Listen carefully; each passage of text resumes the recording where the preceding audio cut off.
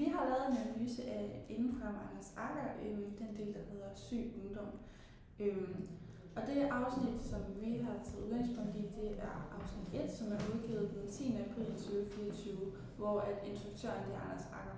Og i det her afsnit, der møder vi ligesom en masse unge mennesker med psykiske sygdomme, som bor på det her Holmstrup Gård, hvor de ligesom hver dag får noget støtte og hjælp, som ligesom guider dem videre i deres sygdom.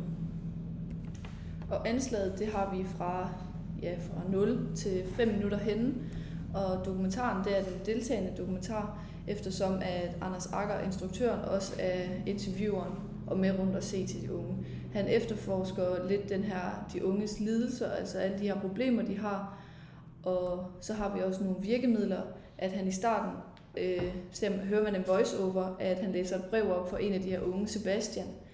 Og noget, der er med til at gøre anslaget godt, det er, at Anders Agger, han er så nysgerrig, og han er også selv chokeret over, at der virkelig er nogen, der lever sådan her, der kommer fra helt normale børnefamilier. Ja. I forhold til handlingen og tiden i miljøet, så er det nutiden, vi befinder os i. Og det er ligesom en handling, der finder sted samtidig med, at optagelserne de foregår. Og det giver ligesom et meget reelt billede af, hvad der sker.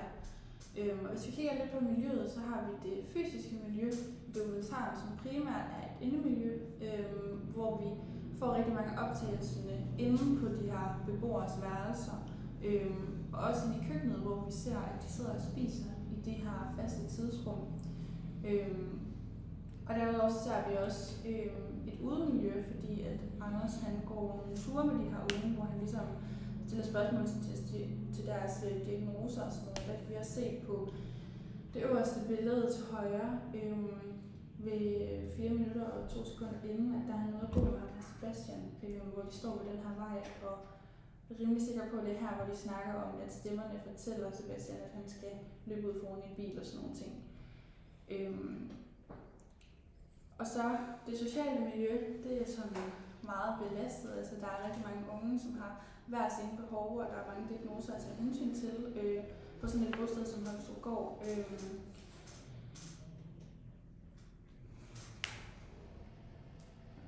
Ja. Og så har vi så lidt om fakta og fiktion og så nogle autenticitetsmarkører. Først, den her film, den bruger flere forskellige autenticitetsmarkører. For som den første, som der kommer til syne, det er ved, at det her, der er brug af virkelighedens personer og miljøer, som der ses op på det første billede oppe i venstre hjørne. Det næste er, at der er voice-over med fakta. Det kommer med noget voice-over igennem dokumentaren, som giver fakta omkring sygdomme. For eksempel på det nummer 2 billede, vi har, som der er omkring skizofreni. Det er, hvor man ligesom hører om, hvad det er og hvad det indebærer. Så har vi nede på det tredje billede. Det er live-optagelser. Altså hele dokumentaren er faktisk i live-optagelser, der er ikke rigtig noget for før og efter. Så er der også brug af arkivmateriale, som man kan se op på det fjerde billede oppe i højre hjørne. Det er altså et billede af Alvidas liv, da hun var yngre, en lille pige. Så er der også brug af tidsangivelser. Det er der nogle få steder, som der ses på det femte billede, hvor der står 3 måneder tilbage. Og så til sidst så har vi så det sjette billede, som der er det her med, at man kan se deres navne. Det er lidt det her til det her med brug af tidsangivelser og tekst.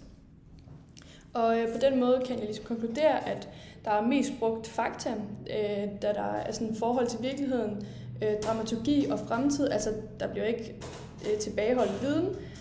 Fortæller er journalist, scenografi, altså det er liveoptagelse på stedet, der er håndholdt kamera, der er normalt perspektiv, normalt lys, sol og lamper og så videre. Samt er der også reallyd.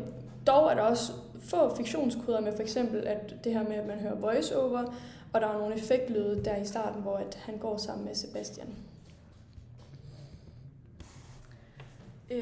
Og Anders Agger, han er ligesom via den her dokumentar, så prøver han at belyse en vinkel i samfundet, der er ret stort i forhold til problemet med, at mange sådan unge mennesker lider af psykiske sygdomme, og han interviewer og snakker med de reelle beboere, der opholder sig på bostedet, og de er ligesom med til at danne en ramme om alle de begivenheder, der finder sted, som ligesom er med til at knytte sig til vinklen.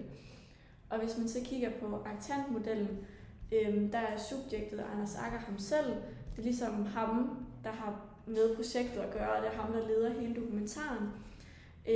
Og det er ham, der har et bestemt formål med hele den her dokumentar, og et budskab, han gerne vil frem med. Objektet i det her tilfælde er sådan lidt mere abstrakt. Det er ikke som sådan et menneske, men mere det der med, at folk de skal få sådan en åbenbaring, eller få sådan sandheden at vide. Og dokumentaren vil gerne nå ud med et emne i samfundet, der er ret stort blandt unge, og også et emne, der ikke bliver sat så meget fokus på, medmindre at det ligesom går galt. Og så den, der er giver, det er ligesom selve dokumentaren, som gerne vil italesætte et emne og ligesom give de her seere en åbenbaring omkring unges psykiske sygdomme. Og modtagerne er ligesom os i samfundet, som skal tage budskabet til os. Og man kan også sige, at Anders Agger måske også selv lidt er modtageren i det, at der ligger så meget bag unge og deres psykiske sygdomme, som man ligesom har undersøgt. Og på den måde får han måske også en ny viden, som han måske ikke var klar over før. Modstanderne kan blandt andet være Holmstrupgård i forhold til, hvis ikke at de har ønsket at sådan være med i hele dokumentaren. Og det samme kan man også sige, at beboerne kan være en modstander, hvis de ikke har ville være med.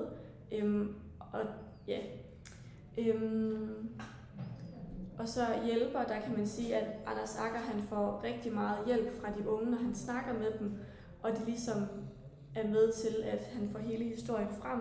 Og man kan sige, at hvis ikke at de unge mennesker ligesom var med i dokumentaren, så ville der slet ikke have været en.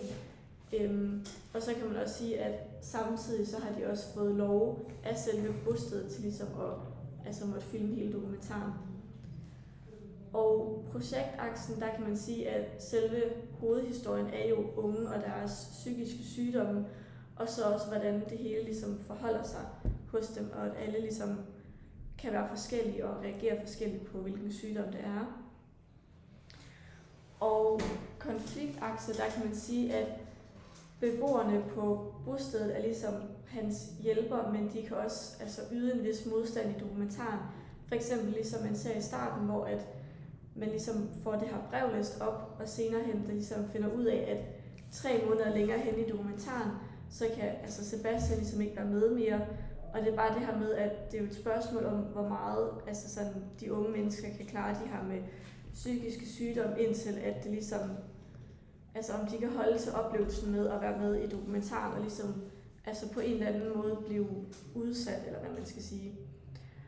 Og så kommunikationsakse, det er, at dokumentaren behøves ikke nødvendigvis at ende godt, og man ved heller ikke, alting kan ikke bare gå perfekt, og det viser Anders Agger også lidt af hans budskab, og det kommer ligesom, det bliver ligesom et emne i lidt bredere forstand, og så også det der med, at han virkelig prøver at sådan vise, at der er et reelt sådan problem i samfundet.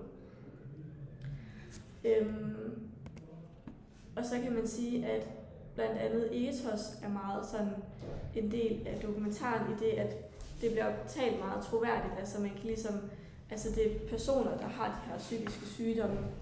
Og så også patos i det, at der ligesom bliver talt til følelserne, og det er ikke bare sådan noget, der bare bliver lukket ud. Og påstanden kan man sige, det er, at psykiske sygdomme ligesom er blevet en epidemi hos de unge.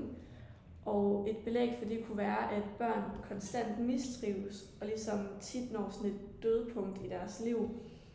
Og så hjemlen er ligesom, at psykiske sygdomme er blevet værre hos unge, eftersom at flere ligesom bliver mistrives både sådan i skolen og i hjemmet af forældrene og sådan generelt bare i livet, fordi at de ligesom oplever så mange bump. Ja, så vil vi gerne lige snakke lidt om fortæller.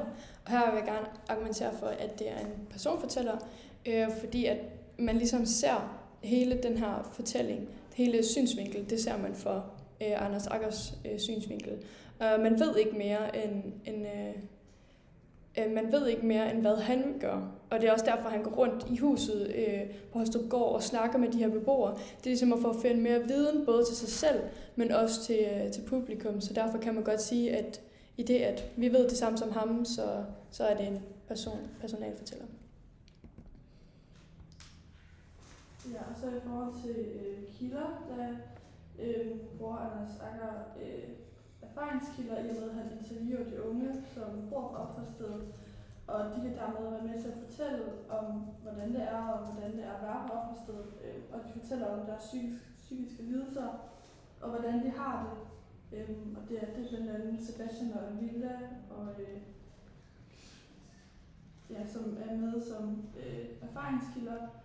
Og så bruger Anders Agger også partskilderne i form af forældrene, som han snakker med, da han blandt andet snakker med Katrinas mor. Og hun har ikke lidelsen, men hun er stadig en del af det, der hun moren. Og dermed ligesom er tæt på, hun kender Katrina. Og så bruger han ikke så meget ekspertkilder i form af, for eksempel kunne det have været læreren, men da læreren måske ikke er en ekspert, så ville det måske mere være en partskilde, da læreren er en del af hver del af opholdsstedet. Ja, og i forhold til ydre komposition, så er der mange hurtige sceneskift, og de skifter hurtigt, og der går ikke så meget lang tid før, der kommer et ny vinkel. Ja, det kan man også se på billederne, hvor der går ikke særlig mange sekunder før, vi har en ny vinkel. Og så skifter den generelt bare meget for hver gang han snakker med de unge, eller når han er henne i de forskellige. Og så er der mange små scener eller sekvenser med tegninger af, hvordan det pågældende lidelse ser ud i hovedet på de unge, for at beskrive det. Ja, og i forhold til dramaturgi, så er dokumentaren bygget op efter bølgemodellen, i og med, at der stadig er et point of no return, som i dokumentaren kan være, for eksempel Sebastian, han siger ja til at være med, men det finder vi ud af senere, at han ikke kan holde til det. Men der er ikke rigtig den her konfliktoptrapning, men mere sådan udseende mellem de forskellige unge, som har de forskellige måder, og som kan variere alt efter hvilken periode de er i.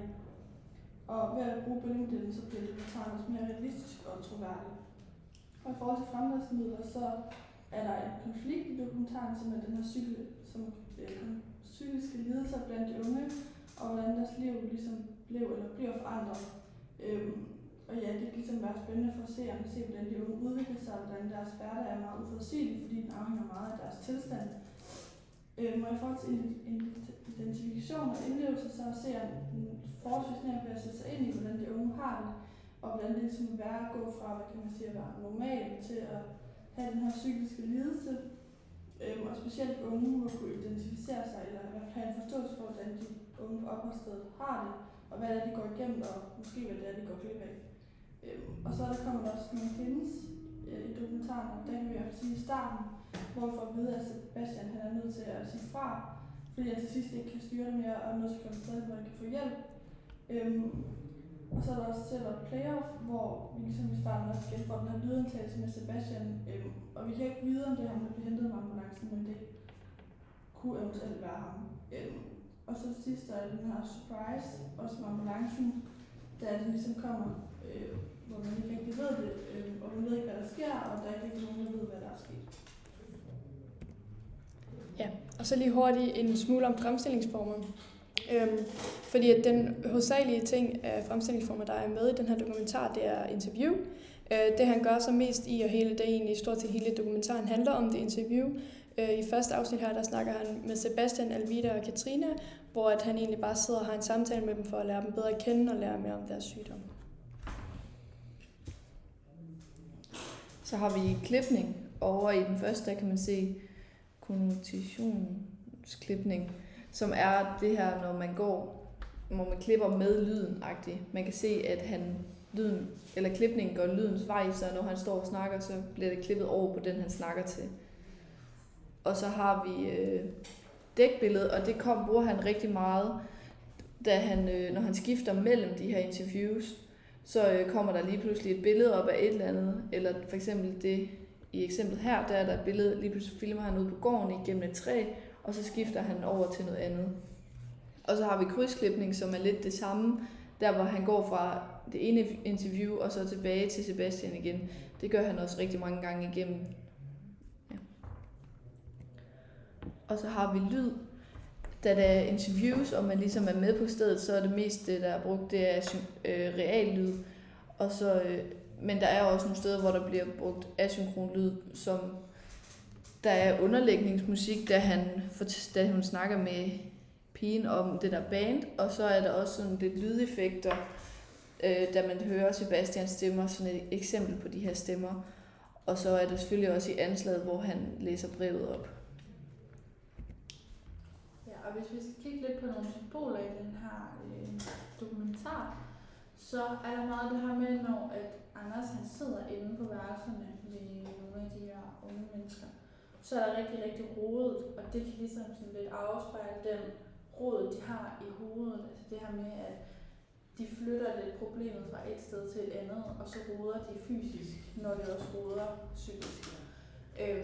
Og igennem hele dokumentaren får vi ligesom de her tegninger, som også er blevet nævnt tidligere, som Sebastian, som vi også følger lidt i dokumentaren, han har tegnet, hvor han ligesom viser meget godt, sådan, altså han har jo selv de her sygdomme, og så sætter han ligesom selv et billede på, hvordan det egentlig ser ud inde i hans hoved med de her forskellige sygdomme. Og hvis vi skal vurdere lidt på det, så kan man sige, at jamen, det her budskab, det kommer meget langt ud, altså det her med, at der er noget med de unge i den her generation. Altså, de bliver meget presset, og mange ender med psykiske sygdomme. Men det er også den her dokumentar meget troværdig, altså det her med, at vi befinder os i et fysisk miljø, og menneskerne er realistiske, og der er ikke noget, der er sat op. Det er det her med, at vi får Anders' førstehåndsindtryk, og hans, altså ligesom hvordan han ser på det. Ja, og så er der jo brug fiktionskoder, og fiktionskoder gør, at dokumentaren ligesom bliver overskuelig, den bliver sådan virkelighedsnær, og man føler ligesom selv, at man er en del af den. Ja, der er rigtig mange ting, som der er puttet ind i hvert fald, så man føler, at man er fortælleren, altså Anders Agger, og man går ind i det og ligesom snakker med de her mennesker. Og kameraet har også en stor betydning, fordi at det igen gør det her med, at man føler, at man er til stede, og man føler ligesom, at man er enten fortælleren, som sagt, eller man er en anden, der står ved siden af og ligesom lytter med i samtalen.